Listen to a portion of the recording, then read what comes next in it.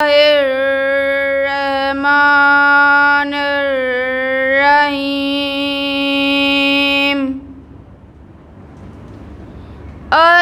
الحمد للہ رب العالمین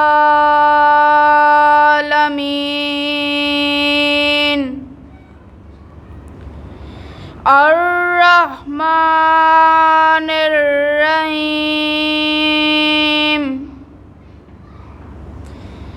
مالک یوم الدین ایاک نعبد و ایاک نستعین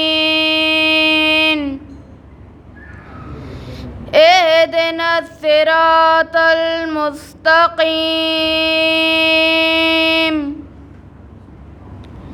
صراط الذین انعمت علیہم غیر المغضوب علیہم ولا الضالین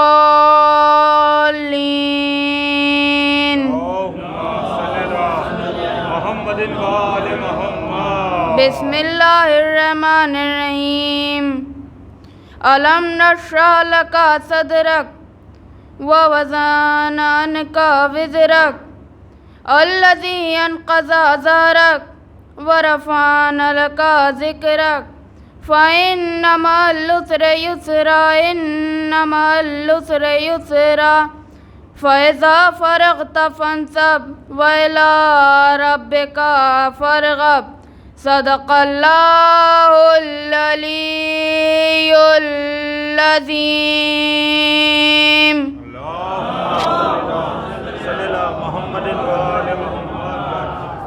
نعرہ صلوات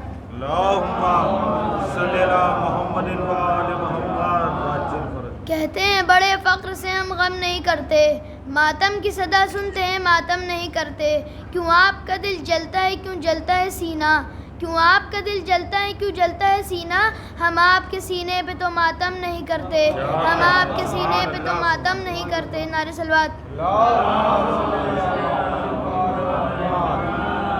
میرے دشمن کو اسی بات سے دشواری ہے، میرے دشمن کو اسی بات سے دشواری ہے، ہاتھ کٹ کر بھی میرے پاس علمداری ہے، ہاتھ کٹ کر بھی میرے پاس علمداری ہے، بس انہیں لائے ہو عباس سے لڑنے کے لیے، بس انہیں لائے ہو عباس سے لڑنے کے لیے، اتنے لشکر پہ تو اصغر کی ہنسی بھاری ہے، اتنے لشکر پہ تو اصغر کی ہنسی بھاری ہے۔ نعرہ صلوات۔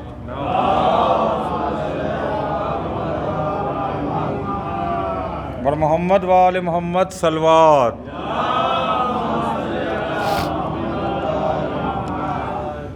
باد حسین کس نے کہا میں یتیم ہوں، باد حسین کس نے کہا میں یتیم ہوں، مقتل سے آ رہی ہے صدا میں یتیم ہوں، باد حسین کس نے کہا میں یتیم ہوں، روٹھوں گی کس سے کون منائے گا اب مجھے، روٹھوں گی کس سے کون منائے گا اب مجھے، کچھ لطف زندگی نہ رہا میں یتیم ہوں، باد حسین کس نے کہا میں یتیم ہوں،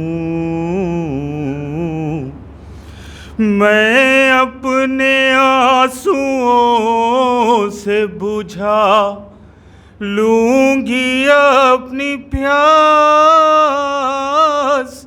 میں اپنے آنسوؤں سے بجھا، لوں گی اپنی پیاس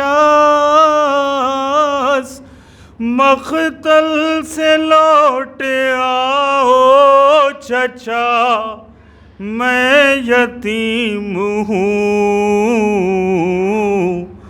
باد حسین کس نے کہا میں یتیم ہوں،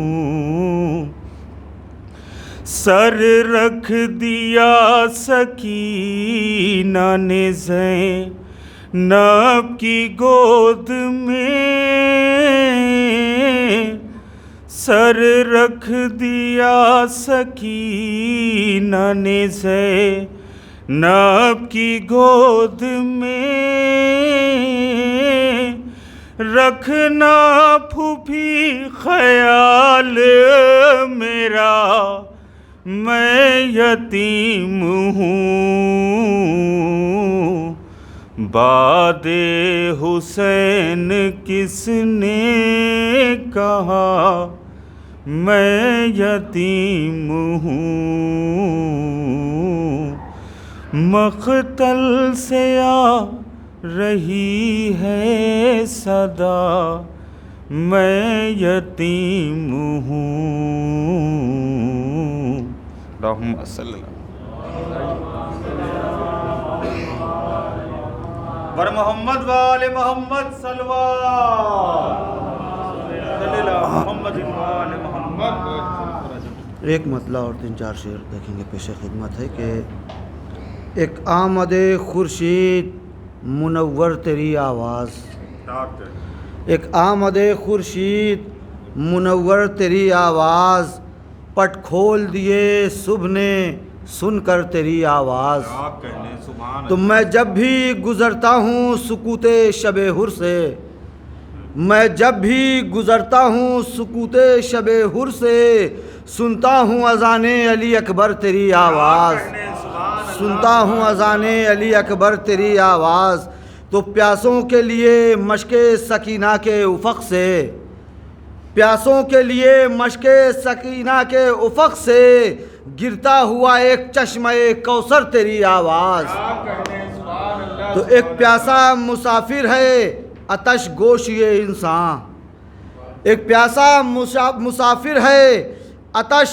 گوش یہ انسان، صحرائے سماعت میں سمندر تیری آواز، صحرائے سمندر میں، صحرائے سماعت میں سمندر تیری آواز، تو شاید میرے احساس میں رہتا ہے کوئی حر، شاید میرے احساس میں رہتا ہے کوئی حر، گونج اٹھتی ہے اس دشت میں اکثر تیری آواز، گونج اٹھتی ہے اس دشت میں اکثر تیری آواز، تو جب تک میں رہا حر کے خیالوں کے سفر میں، جب تک میں رہا حر کے خیالوں کے سفر میں، آتی رہی کانوں میں برابر تیری آواز، آتی رہی کانوں میں برابر تیری آواز، تو وہ حر کے شراب در شبیر کا پیاسا، وہ حر کے شراب در شبیر کا پیاسا، اس پر یہ کھنکتے ہوئے ساغر تیری آواز،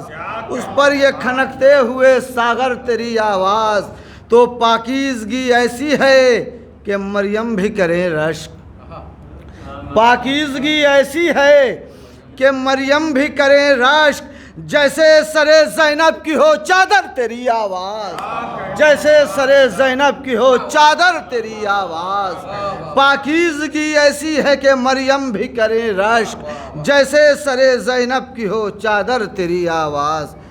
یہ میں بڑے ہی ادب و احترام سے گزارش گزار ہوں جناب تقی صاحب کی خدمت میں کہ خراج عقیدت پیش کریں، حکم ہوا ہے مجھے آپ کو آواز دینے کے لیے۔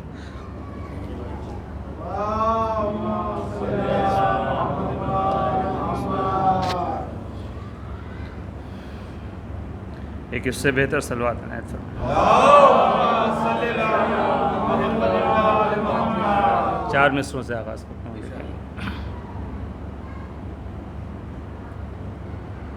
کہ عبادت کی زینت قیام و قعود کی زینت، عبادت کی زینت قیام و قعود کی زینت، اور زینتوں کا مطاف قبلہ معبود کی زینت، اور رکوع کی زینت طاہر سجود کی زینت، رکوع کی زینت طاہر سجود کی زینت، نور سے حور تک سارے وجود کی زینت، نور سے حور تک سارے وجود کی زینت، یہ جو حسن کعبہ و کربلا آباد ہے، یہ جو حسن کعبہ و کربلا آباد ہے، سب کمال زینت حضرت سجاد ہے، یہ جو حسن کعبہ و کربلا آباد ہے، سب کمال زینت حضرت سجاد ہے۔ ایک درود پڑھیں محمد والے محمد۔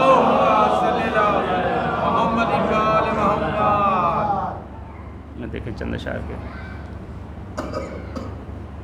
کہ زین العبا وہ دین کا قبلہ دکھائی دے، زین العبا وہ دین کا قبلہ دکھائی دے، اور جس کے طواف میں مجھے کعبہ دکھائی دے، جس کے طواف میں مجھے کعبہ دکھائی دے، اور لہجے میں اس کے نطق الہی کی گھن گرج، لہجے میں اس کے نطق الہی کی گھن گرج، اور پیکر میں انبیاء کا سراپا دکھائی دے، پیکر میں انبیاء کا سراپا دکھائی دے، اور وہ رہنمائے قافلہ عاشقان حق، وہ رہنمائے قافلہ عاشقان حق، اس سے تو خضر پوچھتے رستہ دکھائی دے، اس سے تو خضر پوچھتے رستہ دکھائی دے، اور قاتل کو ایسے دیتا ہے وہ زندگی کی بھیک، قاتل کو ایسے دیتا ہے وہ زندگی کی بھیک، خود موت کو حیات سے خطرہ دکھائی دے، خود موت کو حیات سے خطرہ دکھائی دے، اور عیسیٰ بھی در پہ آئے شفا کی طلب لیے،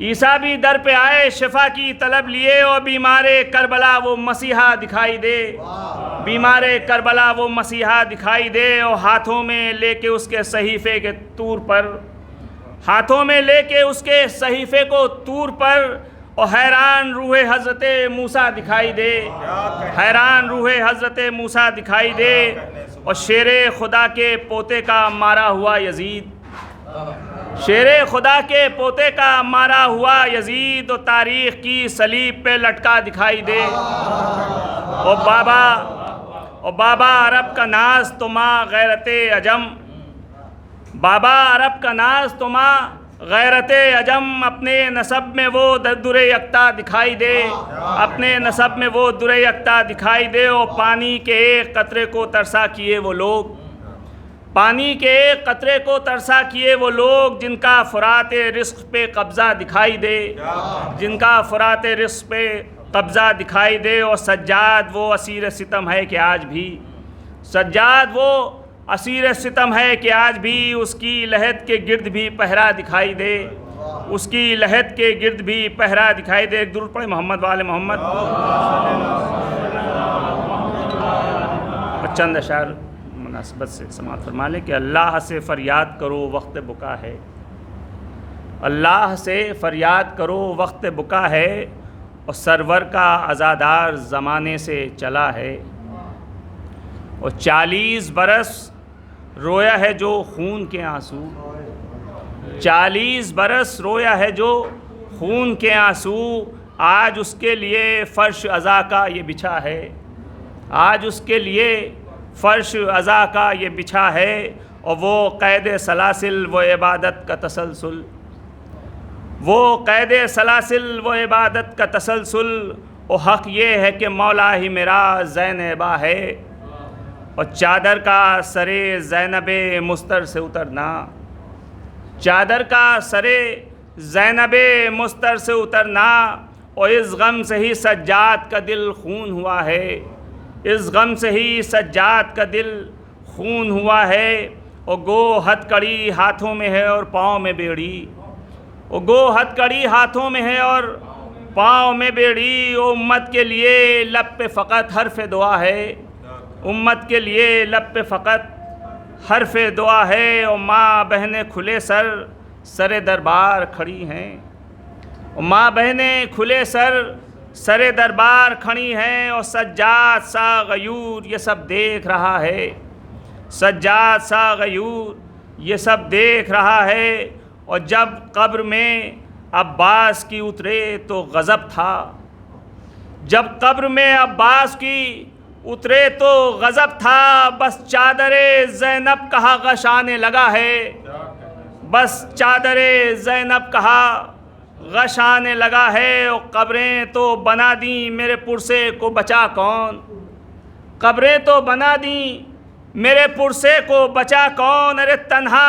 سر مقتل وہ کھڑا سوچ رہا ہے، تنہا سر مقتل وہ کھڑا سوچ رہا ہے، اے سیدہ سجاد پہ گریا ہے عبادت، اے سیدہ سجاد پہ گریا ہے عبادت، اور رونا غم شبیر، اور رونا غم شبیر میں ایمان کی بقا ہے، رونا غم شبیر میں ایمان کی بقا ہے۔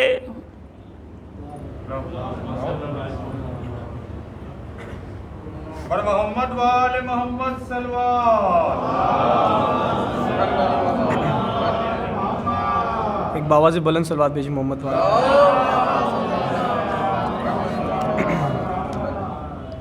جناب زینب نے حضرت عباس سلام کے لاشے پہ بیان کیا ہے، سماعت فرمائیے گا۔ نہر پر حضرت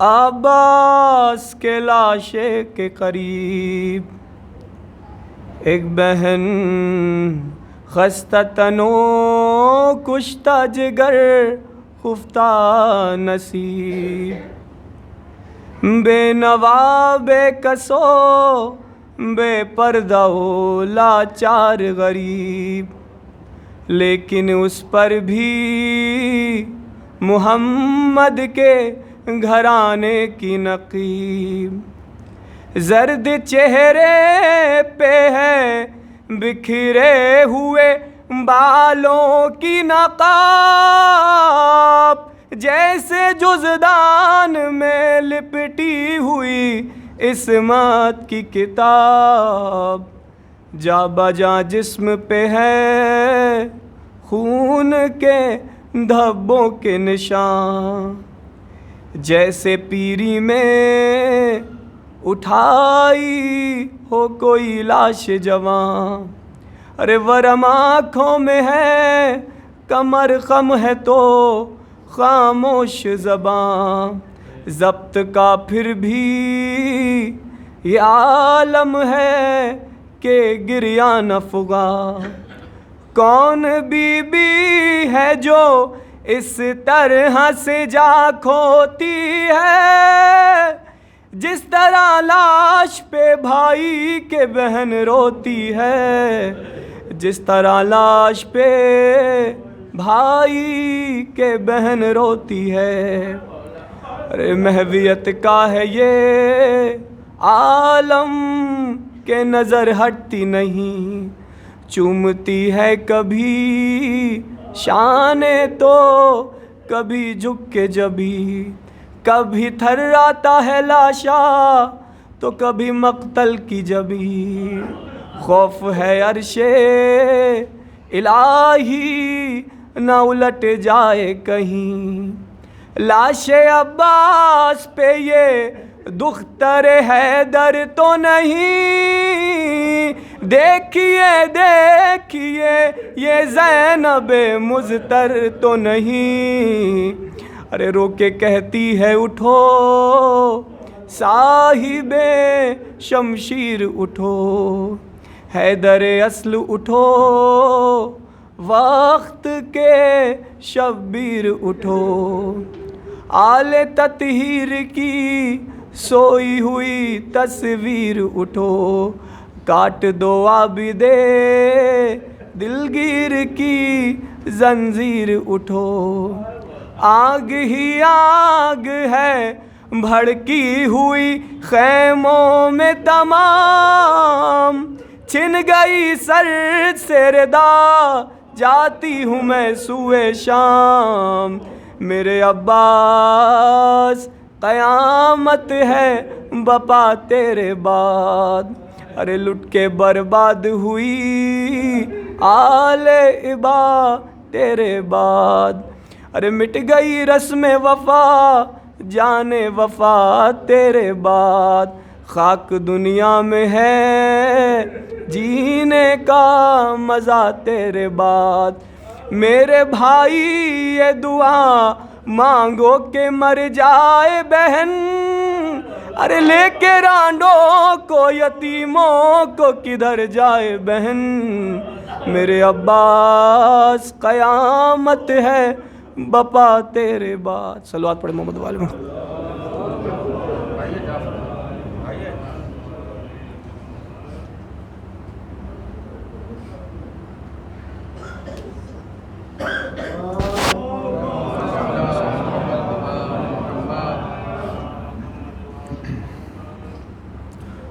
ملی رہائی تو عابد یہ کام کر کے چلے، صبا سو قبر سکینہ کے نام کر کے چلے. یہ اہل شام سے بولے اگر نہ ہو زحمت، دیا جلا دیا کرنا اگر ملے فرصت. بہن کے واسطے یہ اہتمام کر کے چلے، صبا سو قبر سکینہ کے نام کر کے چلے. دعا جو کرتی تھی رو رو کہ وہ بھی دن آئے، تھا جس کے دل میں یہ ارمان کے وطن جائے. اسے حوالہ زندان شام کر کے چلے، صبا سو قبر سکینہ کے نام کر کے چلے. کوئی ہمارا مرا تو کہا حسین حسین، عزا کا فرش بچھا تو کہا حسین حسین. یہ اہتمام بھی چوتھے امام کر کے چلے، صبا سو قبر سکینہ کے نام کر کے چلے. ظفر صدا یہی آتی تھی اے میرے بابا، سبھی وطن گئے میں قید میں رہی تنہا. لحد پہ اہل حرم جب سلام کر کے چلے، صبا سو قبر سکینہ کے نام کر کے چلے. ملی رہائی تو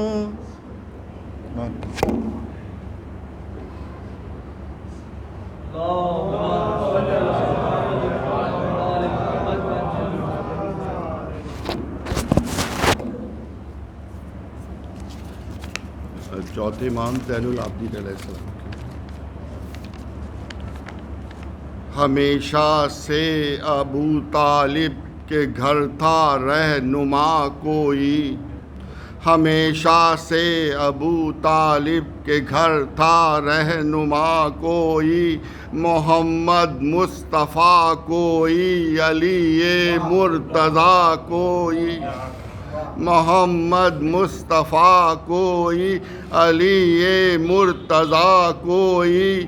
علی والوں کا اس دنیا میں کر سکتا ہے کیا کوئی، علی والوں کا اس دنیا میں کر سکتا ہے کیا کوئی. علی کے بعد بھی مثل علی ملتا رہا کوئی،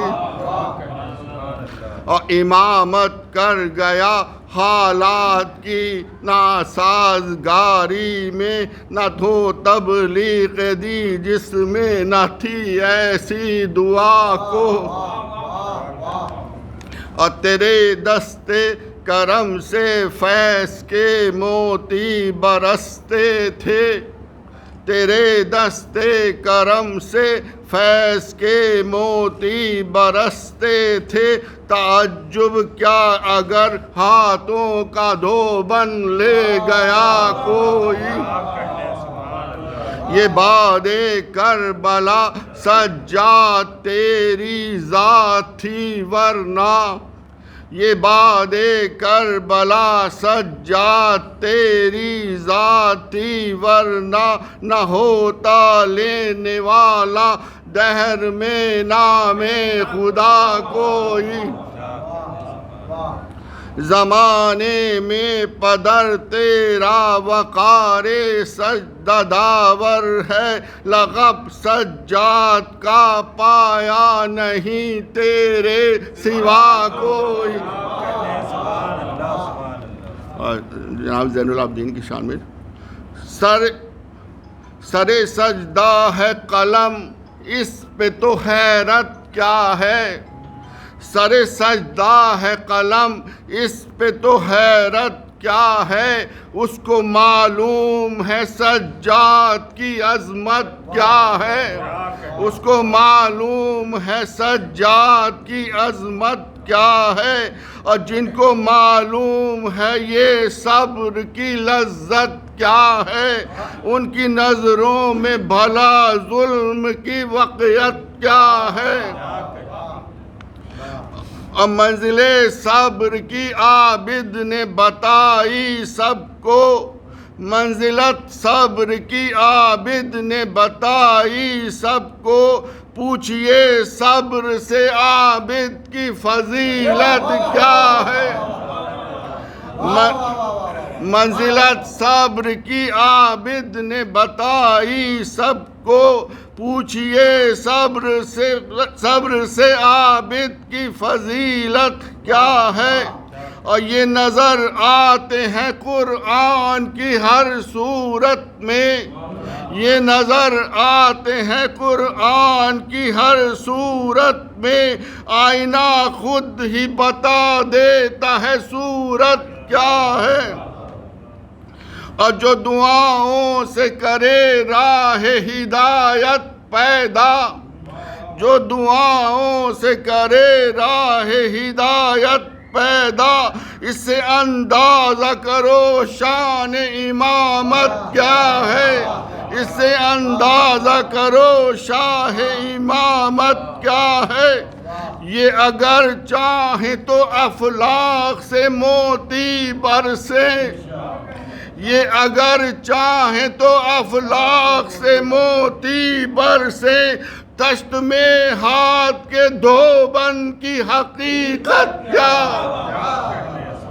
یہ اگر چاہیں تو افلاک سے موتی برسے، تشت میں ہاتھ کے دھوبن کی حقیقت کیا ہے، اور اس علی کو بھی نئی راہ ملی کعبے سے، اس علی کو بھی نئی راہ ملی کعبے سے، شک ہوئی مجمع کی دیوار تو حیرت کیا،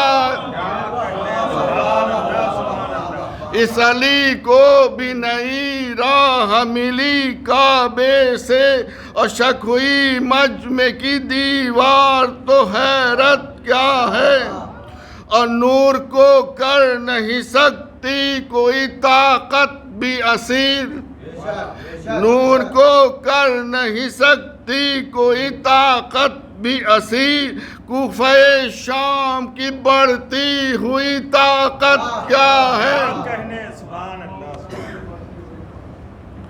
اور ہاتھ بندوا کے الٹ سکتا ہے جو تخت یزید، ہاتھ بندوا کے الٹ سکتا ہے جو تخت یزید، اس سے اندازہ کرو اس کی جلالت کیا ہے، اور حاکم شام سمجھ سن کے مؤذن کی صدا، حاکم شام سمجھ سن کے مؤذن کی صدا، تیری بے وقت اذان کی یہ اشاعت کیا ہے؟ تیری بے وقت اذاں کی یہ اشاعت کیا ہے؟ آئیے اور محمد وآل محمد صلوات.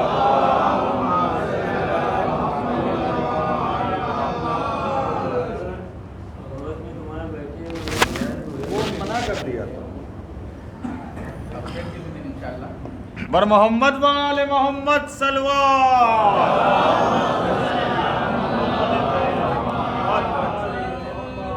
رحم اللہ من قرأ الفاتحہ.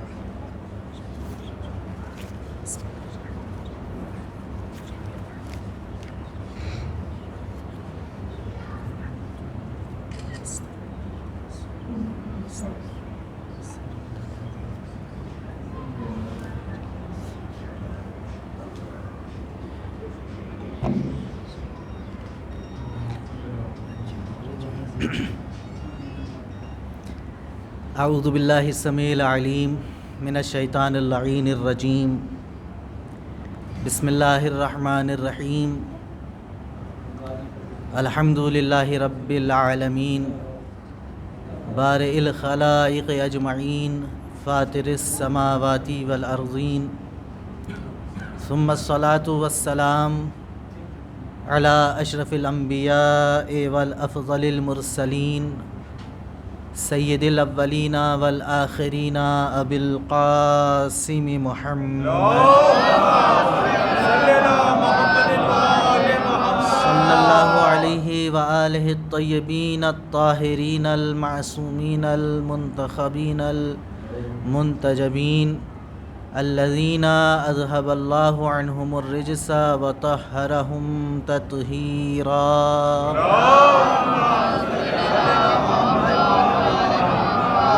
اللہ الدائمة الباقية على أعدائهم وقاتليهم وغاصب حقوقهم ومنكر فضائلهم ومناقبهم ومخرب شريعتهم أجمعين من الآن إلى يوم الدين. أما بعد فقد قال الله سبحانه تبارك وتعالى في محكم كتابه ومتقن خطابه بسم الله الرحمن الرحيم وما خلقت الجن والانس الا ليعبدون. صلوات بر محمد.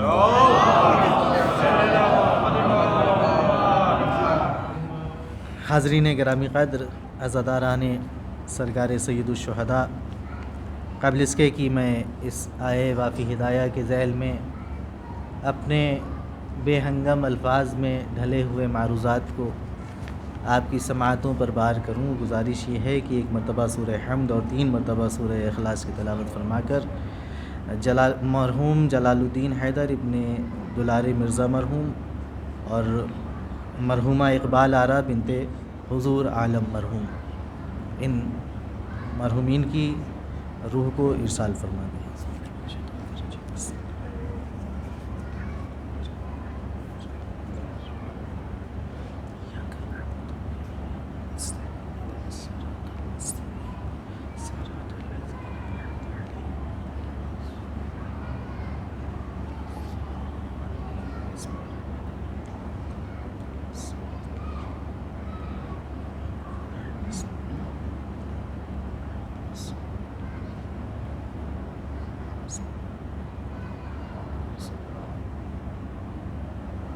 اللہم صلی علی محمد وآل محمد.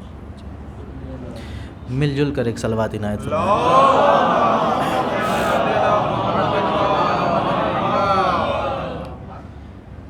آئے وافی ہدایہ مشہور و معروف ہے، ترجمے کی ضرورت نہیں ہے، لیکن میری کم علمی اور مجبوری ہے کہ بغیر ترجمے کے آگے نہیں بڑھ پاؤں گا.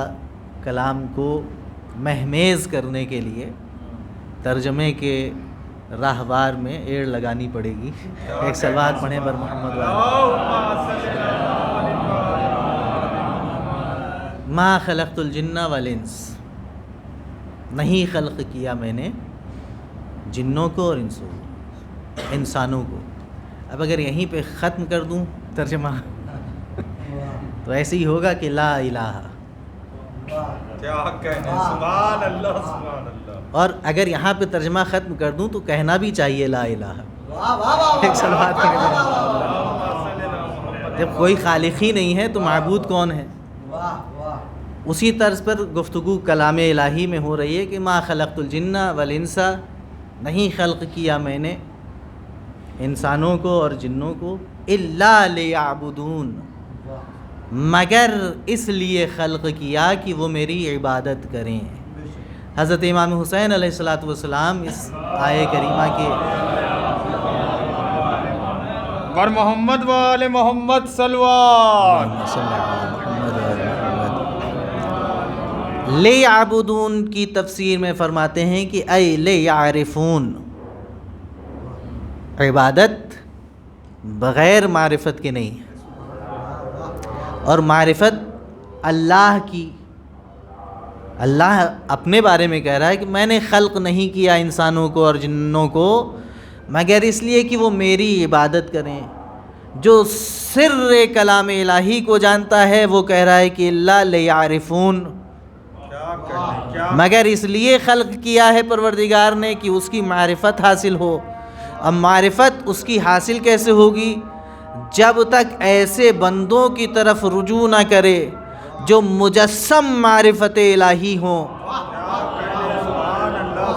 جو مجسم معرفت الہی ہوں، جن کے لیے قرآن یہ کہہ رہا ہو کہ ما تشاؤون الا ان یشاء اللہ رب العالمین۔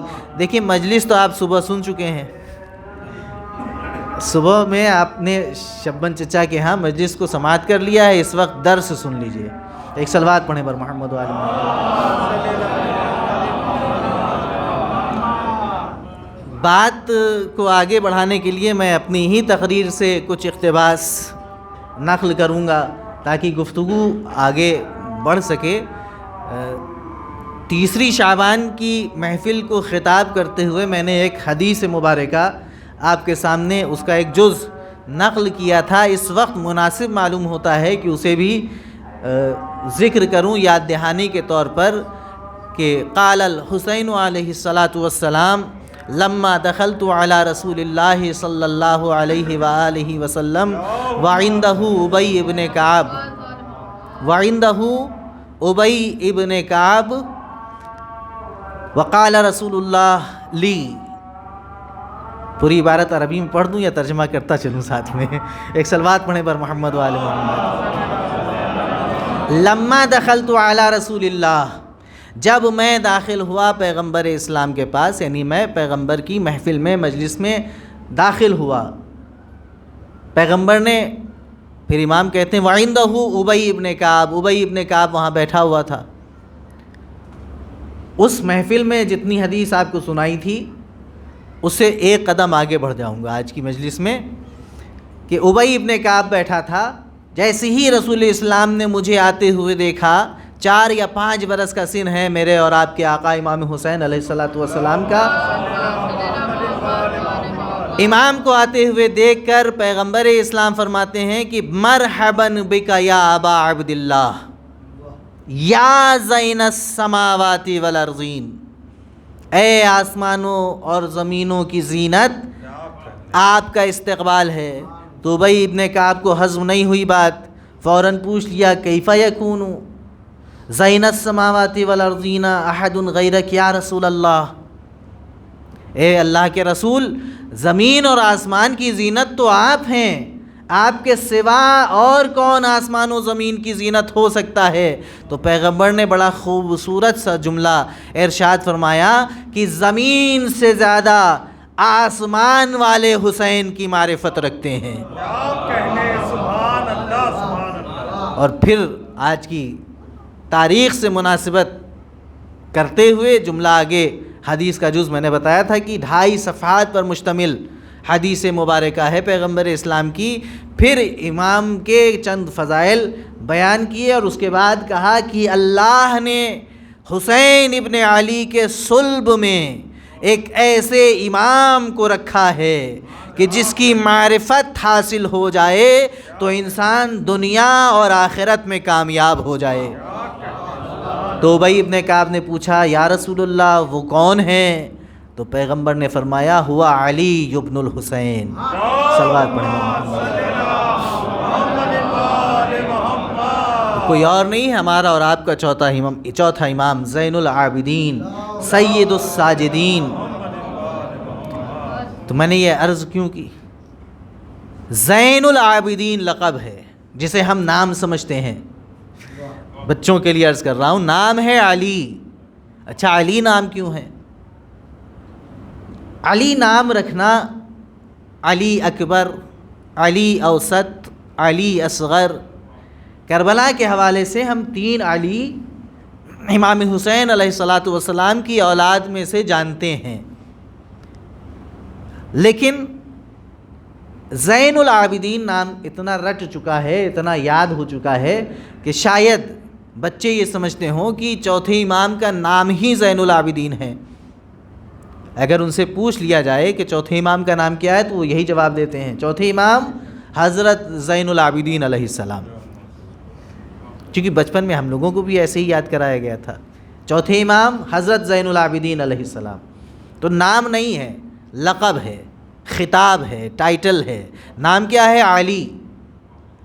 امام حسین علیہ الصلاۃ والسلام فرماتے ہیں کہ اگر پروردگار دو عالم مجھے 100 بیٹے دیتا تو میں سب کا نام علی رکھتا۔ مولا کیوں؟ کہا اس لیے کہ یہ زمانہ علی سے اتنا متنفر تھا، علی سے اتنا گریز کرنا چاہتا تھا، اور ہمارا موقف ہی یہ ہے کہ دنیا جتنا علی سے بھاگے اس کو کھینچ کر علی تک پہنچاؤ۔ اس لیے اگر اللہ مجھے 100 بیٹے دیتا تو میں سب کا نام علی رکھتا، میں سب کا نام علی رکھتا۔ اس زمانے کی فضا، اس زمانے کی رنگت، اس زمانے کا کلچر، فرہنگ، ثقافت آپ اگر غور کریں تو اہل بیت علیہم الصلاۃ والسلام سے کتنی متنفر تھی۔ 70 سال تک، 80 سال تک ممبروں سے، جس کی وضع ہی اس لیے ہوئی تھی کہ اس سے قرآن سنایا جائے، اس سے حدیث سنائی جائے، اس سے اسلام پہنچایا جائے، اس سے شریعت بتائی جائے، انہی ممبروں سے 80 سال تک علی ابن ابی طالب خیر البشر کے لیے، خیر البشر کے لیے نازیبا الفاظ کا استعمال کیا گیا۔ تو امام نے اس تحریک کو کم رنگ کرنے کے لیے ارشاد فرمایا کہ اگر 100 بیٹے پروردگار دو عالم مجھے عنایت کرتا تو میں ہر ایک کا نام علی رکھتا۔ تو یہ امام حسین ہیں جن کو پیغمبر اسلام کہہ رہے ہیں زین السماوات والارضین۔ تو مجھے کہنے دیجئے کہ جب باپ زین السماوات والارضین ہو تو بیٹے کو زین العابدین ہی ہونا چاہیے، بیٹے کو زین العابدین ہی ہونا چاہیے۔ اور دنیا کے عبادت گزار ہوش کے ناخون لیں، اپنی عبادتوں پر فخر کرنے والے کہ جو زین العابدین کی معرفت نہیں رکھتے اور اپنی عبادتوں پر فخر کرتے ہیں، ان کو یہ نام، یہ لقب، یہ خطاب ہر وقت فکر کے بحر بے کرام میں ڈبونے کے لیے کافی ہے کہ جب تم عبادتوں کی زینت سے گریزاں ہو تو تمہاری عبادتیں کام آنے والی نہیں ہیں۔ جب تک محبت زین العابدین دل میں نہیں ہوگی اس وقت تک عبادتیں کام نہ آئیں گی۔ ایک صلوات پڑھیں بر محمد و آل محمد۔ عبادتیں کام نہیں آنے والی ہیں۔ عزیزان گرامی، کون ہے یہ زین العابدین؟ ہم کربلا کے حوالے سے امام زین العابدین علیہ الصلاۃ والسلام کو جانتے ہیں۔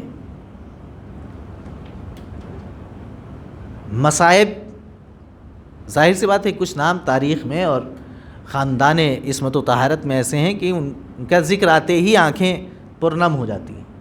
ان میں سے جناب زینب کا نام ہے، صلوات اللہ علیہ، امام زین العابدین علیہ الصلاۃ والسلام، مولا ابو الفضل العباس علیہ الصلاۃ والسلام بھی ہیں۔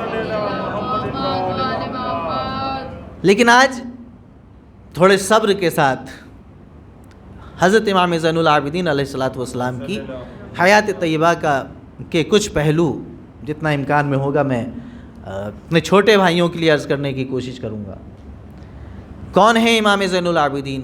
امام حسین علیہ الصلاۃ والسلام کے فرزند، جناب شہر بانو کے فرزند۔ جناب شہر بانو بھی کوئی عام اور معمولی خاتون نہیں ہے، ایران کے بادشاہ کی بیٹی ہیں، اور پھر وہ تاریخ الگ ہے کس طریقے سے مدینے پہنچیں اور کس طریقے سے امام حسین علیہ الصلاۃ والسلام کے عقد میں آئیں، اس کو نہیں بیان کرنا ہے مجھے۔ لیکن شرافت ایک طرف، ابھی جیسا کہ شعر میں آپ نے سنا، ایک طرف عرب کی شرافت جب انتہائے کمال کو پہنچتی ہے تو خاندان اہل بیت بنتا ہے، اور جب فارس کی شرافتیں ایک نقطۂ کمال پر جمع ہوتی ہیں تو وہ بنتا ہے کہ جس کی تعریف عدالت کے اعتبار سے رسول اسلام کی زبان سے ہوتی ہے۔ اس خاندان کی بیٹی، اس خاندان کا بیٹا، ان دونوں کے ازدواج سے وجود میں آنے والا کون؟ علی ابن الحسین علیہ الصلاۃ والسلام۔ امامت کا آغاز ولادت ہے سن 38 ہجری میں مدینہ منورہ میں۔ اختلاف ہے تاریخ میں، 37 ہجری بھی ہے، 36 ہجری بھی روایات میں آیا ہے، لیکن زیادہ اتفاق علماء نے جس چیز پر کیا ہے وہ ہے 38 ہجری۔ شہادت ہے سن 95 ہجری میں 25 محرم الحرام کو۔ البتہ اس میں بھی اختلاف ہے، تاریخ میں بھی اختلاف ہے، بعض روایات میں 12 محرم کو بھی شہادت کی تاریخ مانا گیا، لیکن زیادہ اتفاق جن تاریخوں پر ہے وہ یہی ہے کہ 38 ہجری میں ولادت اور 95 ہجری میں شہادت۔ سن مبارک 57 برس ہے، اور کربلا کے بعد امام علیہ الصلاۃ والسلام 35 برس زندہ رہے ہیں۔ اب وہ ضرورت شعری کی بنیاد پر کبھی کبھی ہمارے شعراء 40 سال بھی نظم کر دیتے ہیں، یا پھر اختلاف روایات جو ہے اس کے پیش نظر، کیونکہ ولادت کی تاریخوں میں جو سن پہنچے ہیں اب تک اس میں 48 ہجری بھی شامل ہے کہ 48 ہجری میں امام علیہ الصلاۃ والسلام کی ولادت ہوئی۔ یہ باتیں اس لیے عرض کر رہا ہوں کہ اسی لیے میں نے کہا کہ مجلس تو آپ صبح سن چکے ہیں، اس وقت درس سن لیجئے، کیونکہ جب یہ باتیں بیان کی جاتی ہیں تو پھر مجلس والا پیٹرن اور رنگ بیان میں نہیں آ پاتا۔ لیکن عزیزان گرامی، امام زین العابدین علیہ الصلاۃ والسلام کہاں پیدا ہوئے؟ مدینہ منورہ میں۔ شہادت کہاں نصیب ہوئی؟ مدینہ منورہ میں۔ لیکن جب امام نے اپنا تعارف کروایا تو کہا کہ من عرفنی فقد عرفنی، جو مجھے جانتا ہے وہ جانتا ہے، ولم یعرفنی، جو نہیں جانتا ہے، فاعرفہ بحسبی و نسبی، میں اس کو اپنا حسب و نسب بتاتا ہوں۔ پھر خطبہ شروع ہوتا ہے، خطبہ شروع ہو کے یہاں تک پہنچتا ہے کہ انا بنو مکہ و منا، میں مکے کا بیٹا ہوں، میں منا کا بیٹا ہوں۔ اچھا، آپ شہر لکھنؤ میں اگر پیدا ہوں تو آپ کہہ سکتے ہیں کہ میں لکھنؤ کا بیٹا ہوں، آپ ہندوستان میں پیدا ہوں تو آپ کہہ سکتے ہیں کہ میں ہندوستان کا بیٹا ہوں۔ ہر ایک کو اپنی جائے پیدائش پر فخر ہوتا ہے، اپنے وطن سے محبت کرتا ہے، مالوف ہوتا ہے، مانوس ہوتا ہے۔ لیکن امام مدینے میں ولادت نہیں ہوئی۔ ولادت کہاں ہوئی؟ 38 ہجری میں ولادت ہے، تو یہ زمانہ حضرت مولائے کائنات کی ظاہری خلافت کا زمانہ ہے، اور اس وقت مولائے متقیان امیر المومنین علی ابن ابی طالب علیہ الصلاۃ والسلام کوفے میں ہیں، حسنین کریمین علیہم الصلاۃ والسلام بھی کوفے میں ہیں۔ تو اگر 38 ہجری ولادت ہے تو امام کی ولادت ہے کوفے میں۔ تو امام نے کیوں کہا کہ انا ابن مکہ و منا، میں مکے کا بیٹا ہوں، میں منا کا بیٹا ہوں؟ کیا اس لیے کہا کہ آباء و اجداد کا تعلق مکے سے تھا؟ تو اگر اس بنیاد پر امام کہہ رہے ہیں تو امام جس کو سنا رہے ہیں وہ بھی کہہ سکتا ہے کہ انا ابن مکہ و منا۔ میں بھی مکے کا بیٹا ہوں، کیونکہ تاریخ دونوں کی مکے سے ملتی ہے، تاریخ دونوں کی مکے سے ملتی ہے، لیکن امام منزل افتخار میں ببانگ دہل یہ کہہ رہے ہیں کہ انا ابن مکہ و منا، میں منا کا بیٹا ہوں، میں مکے کا بیٹا ہوں۔ سامنے والا سننے کے بعد بھی یہ مجبوری کے عالم میں بھی یہ نہیں کہہ رہا کہ میں مکے کا بیٹا ہوں، میں منا کا بیٹا ہوں۔ راز کیا ہے؟ اس راز کو اگر سمجھنا ہے تو ایک مرتبہ زیارت وارثہ کو ذہن میں لائیے۔ السلام علیکہ یا آدم یا وارثہ آدم صفوت اللہ، السلام علیکہ یا وارثہ موسیٰ کلیم اللہ، السلام علیکہ یا وارثہ ابراہیم خلیل اللہ۔ جملات دہرانا مقصود نہیں ہے، صرف یہ بتانا چاہ رہا ہوں اس گفتگو میں کہ جس طریقے سے امام حسین علیہ السلام انبیاء کے وارث ہیں، انبیاء کے وارث ہیں، اسی طریقے سے امام زین العابدین امام حسین کے وارث ہیں، تو تمام انبیاء کے وارث بھی ہیں، اور تمام انبیاء کا تعلق خانہ کعبہ سے ہے جو مکے میں ہیں۔ اس لیے امام نے کہا کہ میں مکے کا بیٹا ہوں، خانہ کعبہ سے میرا تعلق ہے۔ کیا تعلق ہے؟ بنایا جناب آدم نے، تعمیر نو کی جناب ابراہیم نے، آباد کیا جناب ختمی مرتبت نے، بتوں سے پاک کیا علی ابن ابی طالب نے، بتوں سے پاک کیا علی ابن ابی طالب نے۔ کلید خانہ کعبہ ہمیشہ اسی خاندان میں رہی، ہمیشہ اسی خاندان میں رہی۔ تو امام ذکر کر رہے ہیں افتخار کی منزل میں کہ کعبہ بنانے والے ہم، کعبے کو آباد کرنے والے ہم، کعبے کو بتوں سے پاک کرنے والے ہم۔ یہ جملہ کہہ کر امام نے اپنی تاریخ بتائی، اپنی تاریخ بتائی، اور اس تاریخ کے ضمن میں یہ بتانا چاہا کہ خانہ کعبہ پروردگار کی وحدانیت کا سمبل ہے۔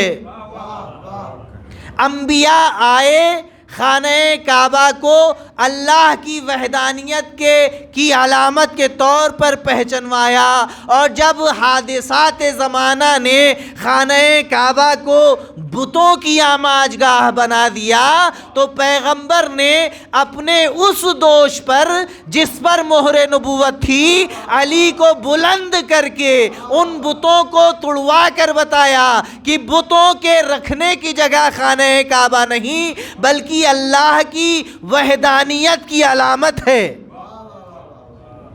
اس لیے منزل افتخار میں امام زین العابدین نے کہا کہ میں مکے کا بیٹا ہوں۔ سامنے والا سن کر چپ رہا، بولتا بھی کیا، کیسے کہتا؟ دیکھیے ہر چیز، اگر ایک چیز کو ہم کسی چیز کو اسی وقت افتخار اور فخر کے طور پر بیان کرتے ہیں جب اس سے اچھی یادیں جڑی ہوں، جب اس سے اچھی یادیں جڑی ہوں تب ہم اسے ذکر کرتے ہیں۔ امام کی اچھی یادیں، دیکھیے میری مجبوری ہے میں یہ لفظ کہہ رہا ہوں، ورنہ امام کی جتنی باتیں ہیں سب اچھی ہیں۔ اس مجمع میں جہاں امام یہ جملہ کہہ رہے ہیں کہ انا ابن مکہ و منا، میں مکے کا بیٹا ہوں، میں منا کا بیٹا ہوں، اور سننے والا سن کر خاموش ہے۔ اگر آباء و اجداد کے تعلق کی بنا پر امام یہ جملہ کہہ رہے تھے تو وہ بھی برجستہ کہہ سکتا تھا، اس میں فخر کی کیا بات ہے، جیسے آپ مکہ اور منا کے ہیں ویسے ہی میں بھی مکہ اور منا کا ہوں۔ اگر وہ جملہ یہ کہتا تو پیش کیا کرتا؟ امام سے اگر شرح کی مانگ لی جاتی کہ کیسے آپ نے کہہ دیا میں مکے کا بیٹا ہوں، تو امام شاید یہی سب جملے عرض کر دیتے، لیکن اگر وہ کہتا کہ میں مکے کا بیٹا ہوں اور اس سے کوئی پوچھ لیتا کہ کیسے، تو وہ کس منہ سے بتاتا کہ ہمارے ہی آباء و اجداد کے بنائے ہوئے بت خانہ کعبہ میں رکھے ہوئے تھے جسے علی ابن ابی طالب نے توڑا تھا. ایک صلوات پڑھ دے بر محمد و آل محمد. خانہ کعبہ دلیل جہاں توحید پروردگار کی ہے، وہیں دلیل ہے امامت ائمہ طاہرین علیہ الصلوۃ والسلام کی. چوتھی امام علیہ الصلوۃ والسلام کی امامت کی دلیل بھی ہے. احتجاج طبرسی، علامہ طبرسی لکھتے ہیں کہ محمد بن حنفیہ جب امام مدینے واپس پہنچ گئے تو امام کی خدمت میں آئے اور کہا کہ اے میرے بھائی کے بیٹے، طریقہ یہ ہوتا ہے کہ جب پیغمبر اسلام گئے تو انہوں نے علی ابن ابی طالب علیہ الصلوۃ والسلام کے لیے وصیت فرمائی کہ تم میرے بعد امام ہو. وہ گئے تو امام حسن کے لیے، وہ گئے تو امام حسین کے لیے، لیکن امام حسین تو کربلا کے میدان میں شہید کر دیے گئے اور انہوں نے کوئی وصیت نہیں کی.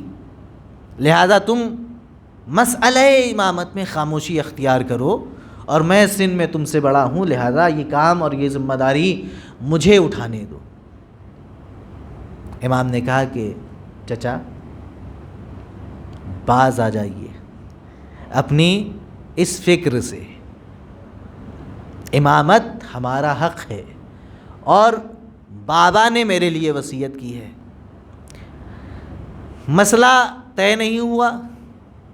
آخر میں طولانی بحث ہے جس کو چھوڑتے ہوئے آخر میں یہ طے پایا کہ خانہ کعبہ کے پاس چلتے ہیں اور خانہ کعبہ سے فیصلہ کرواتے ہیں.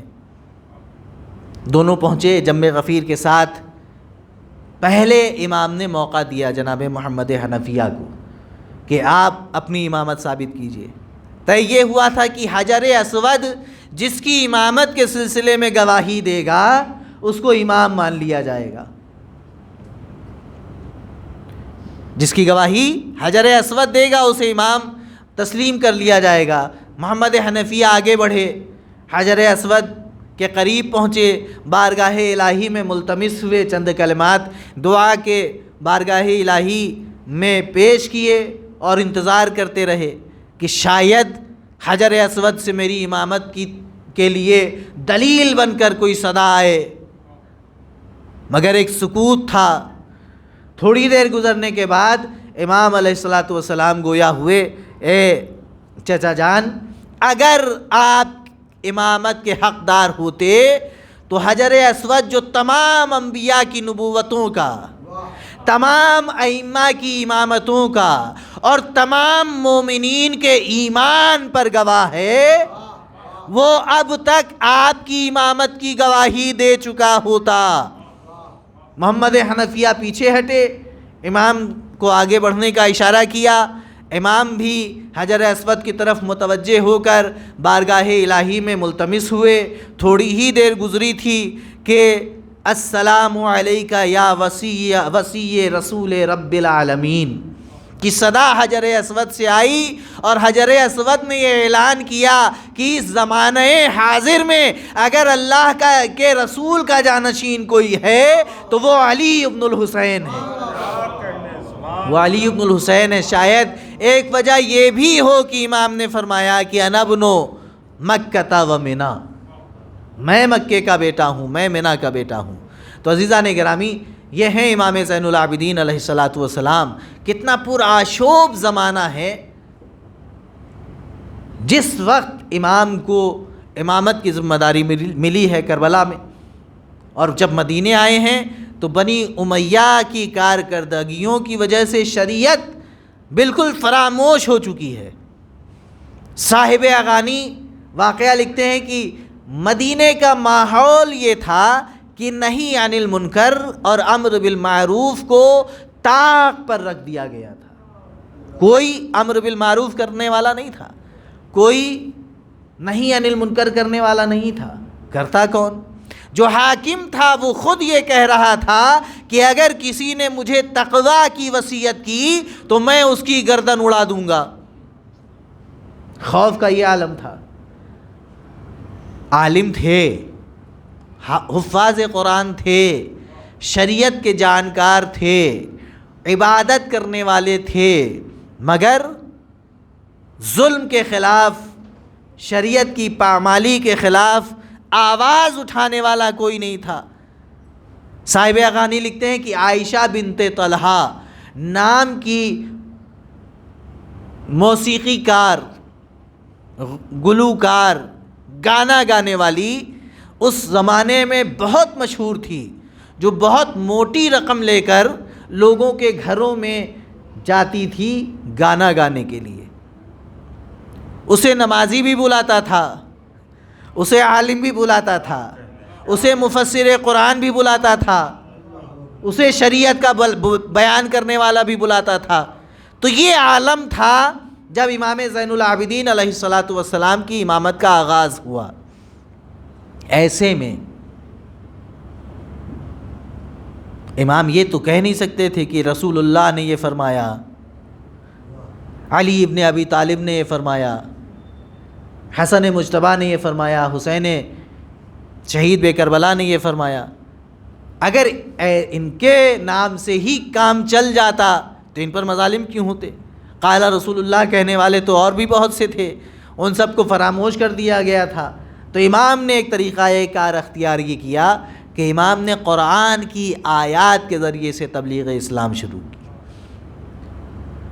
جتنا کلام آپ کو کربلا کے بعد، دیکھیے یہ ہم لوگوں کی مجبوری ہے، جتنے بھی ائمہ علیہم الصلوۃ والسلام نے ارشادات فرمائے ہیں پشت پر قرآن کریم کی آیات ہیں، بھلے ہی اس کو امام نے ظاہر بظاہر ذکر نہ کیا ہو، لیکن اس جملے کو جسے ہم حدیث کہتے ہیں، جو امام کی زبان سے نکل رہا ہے، اس کی معانی و مفاہیم کہیں نہ کہیں قرآن سے ماخوذ ہیں۔ اسی لیے امام محمد باقر علیہ الصلوۃ والسلام ارشاد فرماتے ہیں کہ ما حدثتکم بشیء فاسألونی این ھذا من کتاب اللہ۔ عربی کا جملہ ہے، ترجمہ کروں گا تو لطف آئے گا۔ امام فرماتے ہیں کہ جو کچھ بھی میں تمہارے سامنے بیان کرتا ہوں، فاسألونی، مجھ سے پوچھو۔ کوئی اور سلونی یاد آ رہا ہے یا نہیں؟ فاسألونی، مجھ سے پوچھو، این ھذا من کتاب اللہ، یہ اللہ کی کتاب میں کہاں ہے؟ کون کہہ رہا ہے؟ امام محمد باقر علیہ الصلوۃ والسلام یہی کہہ سکتے ہیں، کیونکہ یہ اس کے وارث ہیں جو پہلے کہہ چکا ہے، سلونی قبل ان تفقدونی، سلونی قبل ان تفقدونی۔ اسی نہج کو امام زین العابدین علیہ الصلوۃ والسلام نے اختیار کیا، اور ہر جملے کے ساتھ، ہر دعا کے ساتھ قرآن مجید کی آیات کا تذکرہ کیا۔ اب ظاہر سی بات ہے کہ میں پوری صحیفہ کاملہ تو اس وقت آپ کو سنا نہیں سکتا، آپ جائیں صحیفہ کاملہ کا مطالعہ کریں۔ موحدین، اپنے آپ کو ابن توحید کہنے والے، جن کو صحیفہ کاملہ کا عرفان نہیں تھا، وہ جانتے بھی نہیں تھے کہ اس نام کی کوئی کتاب ہے، جب ہمارے علماء نے مصر کے علماء کو کتاب تحفے میں بھیجی اور انہوں نے پڑھ لی، تو وہ یہ جملہ کہنے پر مجبور ہوئے کہ ابھی تک ہم اس نایاب گوہر سے آشنا نہ تھے۔ ہم جتنا سید سجاد کی دعاؤں کو پڑھتے جاتے ہیں، عرفان توحید الہی کے باب کھلتے جاتے ہیں۔ دیکھیے، توحید کا تعلق عبادت سے بہت گہرا ہے۔ جب تک توحید میں نقص ہوگا، اس وقت تک عبادت کامل نہیں ہوگی۔ عبادت کو کامل کرنا ہے تو توحید کو منزہ، منقہ کرنا ہوگا۔ ہم یہ سمجھتے ہیں کہ ہم جیسے اللہ کو جانتے اور پہچانتے ہیں اور مانتے ہیں وہی توحید ہے۔ اگر وہی توحید ہے تو صحیح بخاری کی توحید الگ ہے، صحیح مسلم کی توحید الگ ہے، اور بھی کتابیں ہیں جن کی توحید الگ ہے، مذہب مسیحیت کی توحید الگ ہے، مذہب یہودیت کی توحید الگ ہے۔ اگر ان تمام توحیدوں کو لے کر کاغذ پہ نقش و نگار کی صورت بنائی جائے تو دکھایا جا سکتا ہے کہ یہ ہماری توحید ہے، لیکن مکتب اہل بیت کی توحید وہ ہے جسے نقش و نگار میں منتقل نہیں کیا جا سکتا۔ تو جیسے جیسے صحیفہ کاملہ پڑھتا جاتا ہے آدمی، توحید صاف اور شفاف ہوتی چلی جاتی ہے۔ عزیزان محترم، عرض یہ کر رہا ہوں کہ امام نے دعاؤں کے ذریعے سے اور دعاؤں میں قرآنی آیات کے ذریعے سے اس زمانے میں جب شریعت بھلائی جا رہی تھی، اچھا قال رسول اللہ کا انکار تو ہو رہا تھا، لیکن قرآن مجید کی آیات کا انکار کرنے کا دم کسی میں نہیں تھا، اس لیے کہ حکومت اسی قرآن کے نام پر قائم تھی۔ البتہ قرآن کی غلط تفسیر اور توضیح کر کے لوگوں کو گمراہ کیا گیا تھا، لہذا امام کے پاس جو بھی آتا تھا اور ایک لمحے کی صحبت امام کی اختیار کرتا تھا، امام اپنا فریضہ سمجھتے تھے کہ اسے قرآن کی آیت پڑھ کر اس کے صحیح معنی و مفاہیم کی طرف متوجہ کیا جائے۔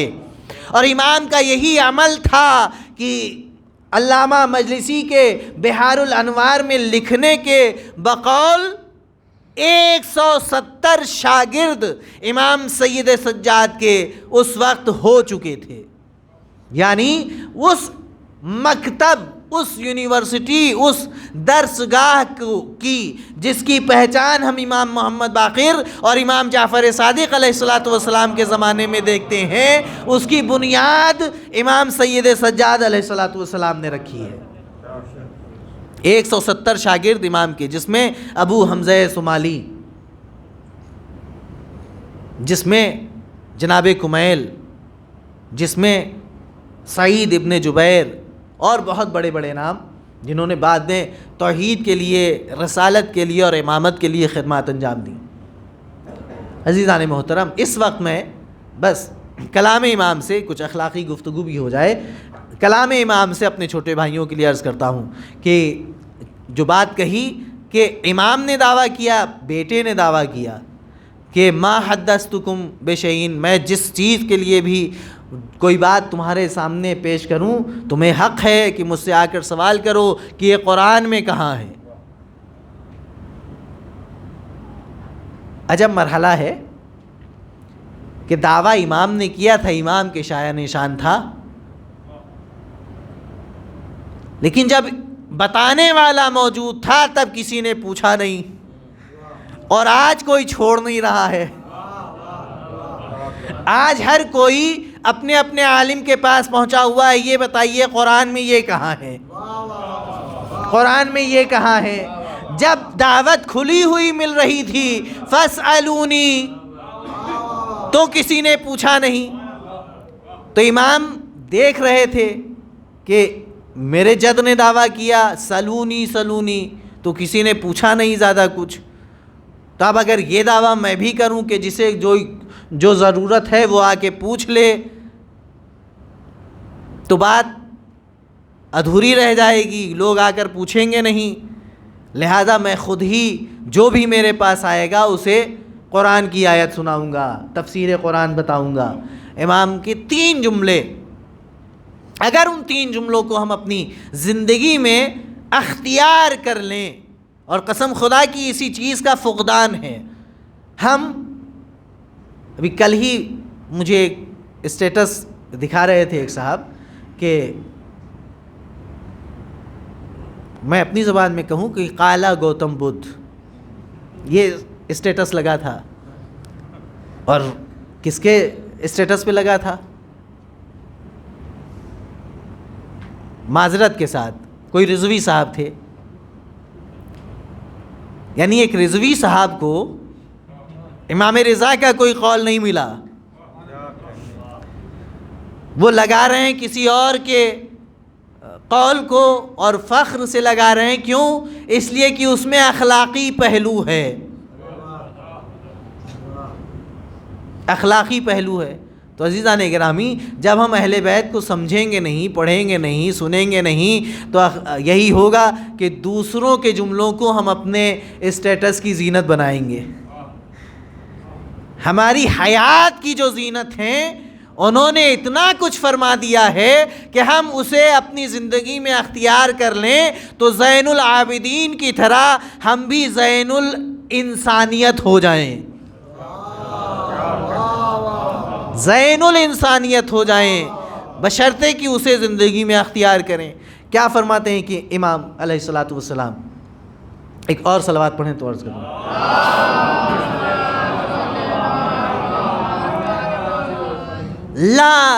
لیس لک ان تقعد، تمہارے لیے مناسب نہیں ہے کہ بیٹھو، مع من شئت، جس کے ساتھ تمہارا دل چاہے،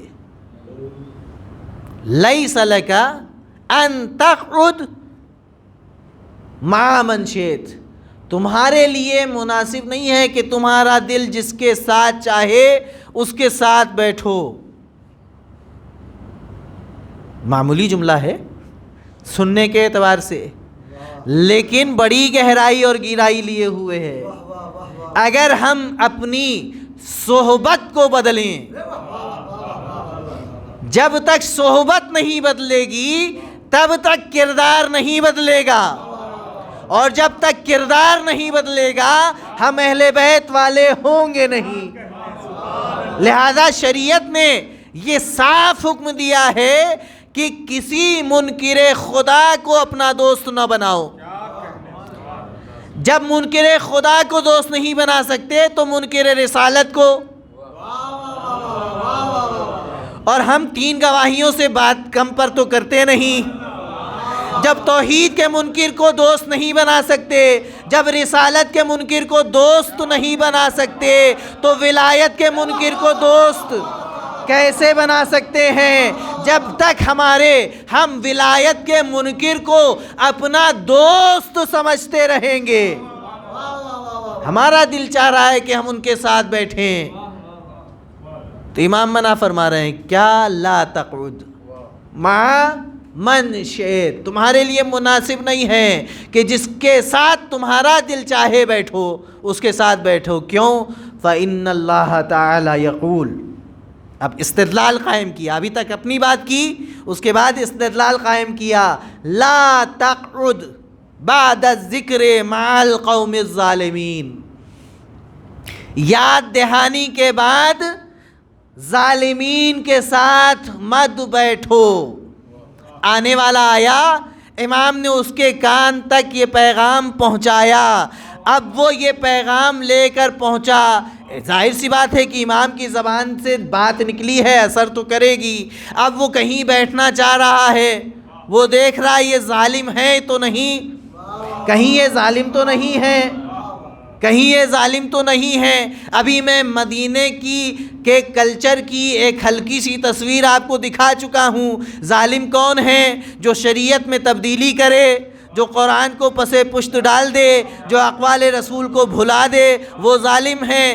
امام نے آنے والے کو ایک فارمولہ دیا، لا تقعد مع من شئت، جس کے ساتھ تمہارا دل چاہے اس کے ساتھ مت بیٹھو، اس لیے کہ اللہ قرآن میں فرما رہا ہے کہ جب تم تک پیغام پہنچا دیا گیا ہے تو پھر ظالمین کے ساتھ اٹھنا بیٹھنا مت کرو۔ اپنے زمانے کے لیے امام نے آنے والے سائل کو یہ پیغام دیا تھا، لیکن امام کا قول ہے جب تک امامت ہے تب تک امام کا پیغام ہے۔ آج ہمارے لیے بھی ہے یہ پیغام کہ جہاں ہمارا دل لگ رہا ہے وہاں ہم نہ بیٹھیں، جہاں ہمیں عزت مل رہی ہے وہاں ہم نہ بیٹھیں، جہاں ہمیں جناب سمجھا جا رہا ہے وہاں ہم نہ جائیں، جہاں ہمیں اقتدار مل رہا ہے ہم اپنی خوشی کے لیے وہاں نہ جائیں۔ ہم دیکھیں کہ ہمارا بیٹھنا شیعت اور ولایت علی کو کتنی تقویت پہنچا رہا ہے، ولایت مولا کائنات کو کتنی تقویت پہنچا رہا ہے۔ یا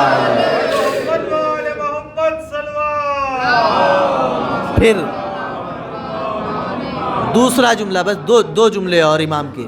دوسرا جملہ، ہمیں تو شوق ہے کہیں بھی بیٹھ جاتے ہیں تو پھر نصیحت کرنا شروع کرتے ہیں. بھلے ہی اپنا کھانا خراب ہو مگر دوسرے کے کردار کی تعمیر میں اتنے کوشاں ہوتے ہیں کہ جس کی کوئی مثال نہیں. قرآن کہتا ہے کہ اَتَأْمُرُونَ النَّاسَ بِالْبِرِّ وَتَنْسَوْنَ أَنفُسَهُمْ، کیا تم دوسروں کو ہدایت کرتے ہو نیکی کی طرف اور اپنے آپ کو بھولے ہوئے ہو. تو امام فرماتے ہیں لَيْسَ لَكَ أَن تَتَكَلَّمْ بِمَا شِئْتَ، تمہارے لیے مناسب نہیں ہے کہ جو دل میں آئے وہ کہو. تمہارے لیے مناسب نہیں ہے کہ جو دل میں آئے وہ کہو. میرا دل کہتا ہے کہ امام کے اس جملے کا مطلب یہ ہے، میرا دل کہتا ہے کہ امام کی مراد یہ ہے. امام فرما رہے ہیں کہ جو دل کہے وہ نہ کہو. لَيْسَ لَكَ أَن تَتَكَلَّمْ بِمَا شِئْتَ، جو تم چاہ رہے ہو وہ نہ کہو، جو امام نے کہا ہے وہ کہو. جو امام نے کہا ہے وہ کہو. کیوں؟ پھر امام نے فرمایا کہ ان اللہ تعالی یقول، یہ ارشاد فرمایا. اس کے بعد قرآن مجید کی ایک آیت دلیل کے طور پر ارشاد فرمائی کہ ان اللہ تعالی یقول، اللہ ارشاد فرماتا ہے لا تقف ما لیس لک بہ علم، جس چیز کے بارے میں تمہیں علم نہیں ہے اس پر گفتگو نہ کرو. یہ نہ کہو میرا دل کہتا ہے، ہم یہ سمجھتے ہیں. آج کل کے جو سوشل میڈیا کی یونیورسٹی کے طالب علم ہیں، وہ آ گیا امام علی علیہ السلام نے فرمایا، اور حدیث لکھی ہے، پتہ نہیں امام نے فرمایا بھی ہے یا نہیں، کوئی سند نہیں، کوئی تحقیق نہیں. ایک طرف سے آیا، ہم نے اسے تمام گروپس میں اور ادھر سے اٹھا کے ادھر کاپی، ادھر سے اٹھا کے ادھر کاپی کرنا شروع کیا. تو عزیزان گرامی، ہم یہ چاہ رہے ہیں کہ ہم وہ بات کہیں جو ہمیں اچھی لگ رہی ہے، جو ہمیں پسند آ رہی ہے. جملہ اچھا ہے لیکن پتہ نہیں امام نے کہا یا نہیں. کہ اگر یہ کام ہم رمضان المبارک میں روزے کی حالت میں کر لیں تو روزہ باطل ہو جائے گا. کیوں؟ کیونکہ ہمیں تحقیق نہیں ہے کہ یہ جملہ امام کا ہے. تو عام دنوں میں تو کیجئے یہ کام، لیکن رمضان میں بند کر دیجئے گا. ایک صلوات پڑھنے پر محمد و آل محمد. اگر دل نہیں مانتا تو عام دنوں میں کیجئے، رمضان میں کیجئے گا تو دن بھر کا روزہ فاقے میں بدل جائے گا. امام فرما رہے ہیں کہ لا تتکلم بما شئت، وہ بات نہ کہو جس کا دل چاہتا ہے تمہارے لیے. کیوں؟ اس لیے کہ اللہ نے منع کیا ہے کہ جس بات کا علم تمہیں نہیں ہے وہ تم نہ کرو. ان السمع والبصر والفؤاد، دل، کان اور زبان، آنکھیں، یہ سب اللہ کے ہاں مسئول ہیں، ان سے سوال کیا جائے گا. یہ سب تمہارے خلاف گواہی دیں گے.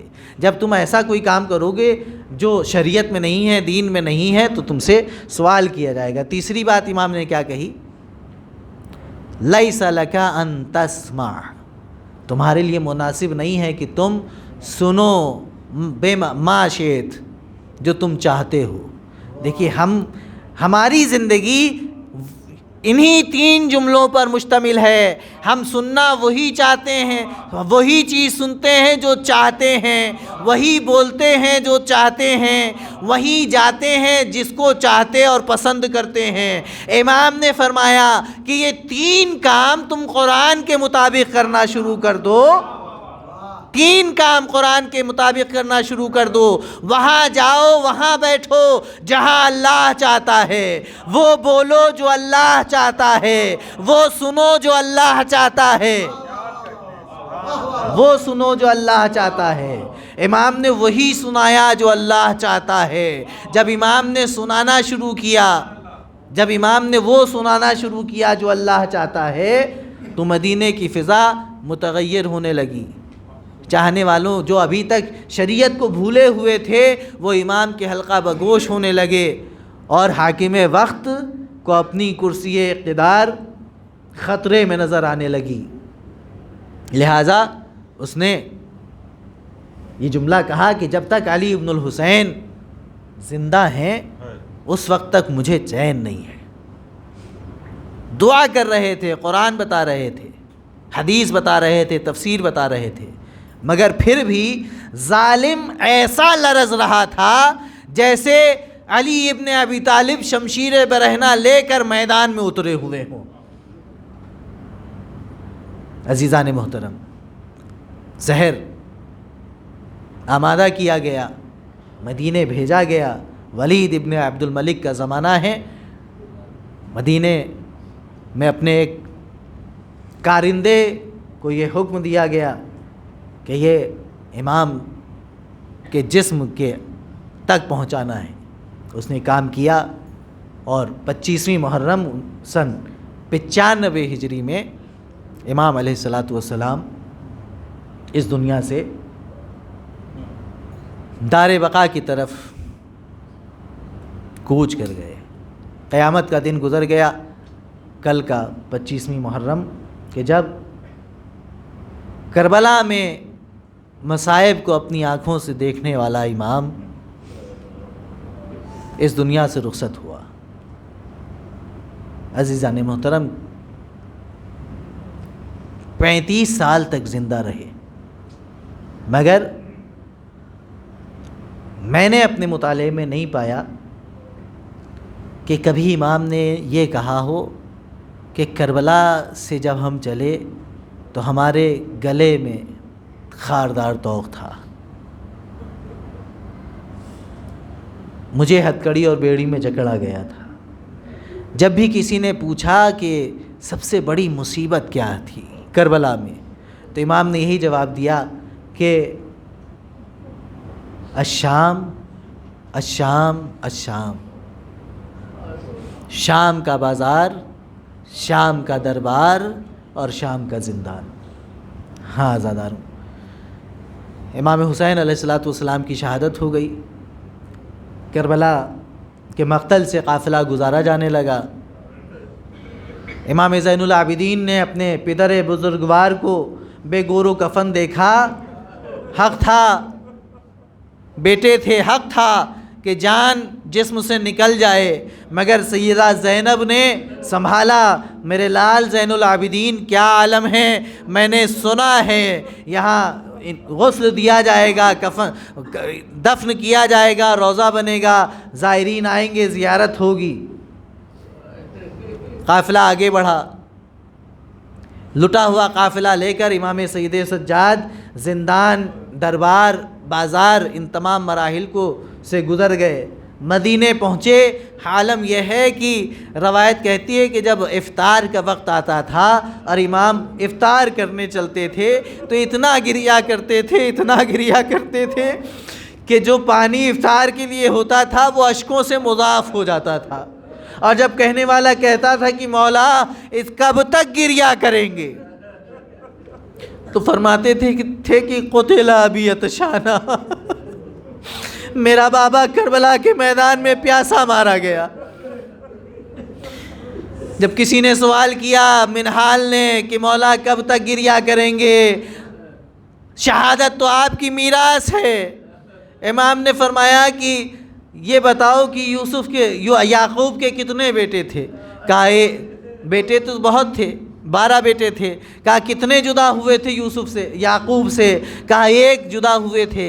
کہا یعقوب کو معلوم تھا کہ یوسف زندہ ہیں یا نہیں؟ ہاں معلوم تھا، لیکن قرآن کہتا ہے کہ وہ اتنا روئے یا یوسف کی فراق میں یعقوب کی وَبْيَضَّتْ عَيْنَاهُ، ان کی آنکھیں سفید ہو گئیں، آنکھوں کی بینائی چلی گئی۔ یہ بتاؤ جب یعقوب سے ایک یوسف جدا ہوا تو ان کا گریہ اس قدر تھا، کربلا کے میدان میں میری آنکھوں کے سامنے 18 بنی ہاشم شہادت کے درجے پر فائز ہوئے، میں کیسے گریہ نہ کروں؟ پلٹ کر جواب ملا کہ مولا شہادت تو آپ کے گھر کی میراث ہے۔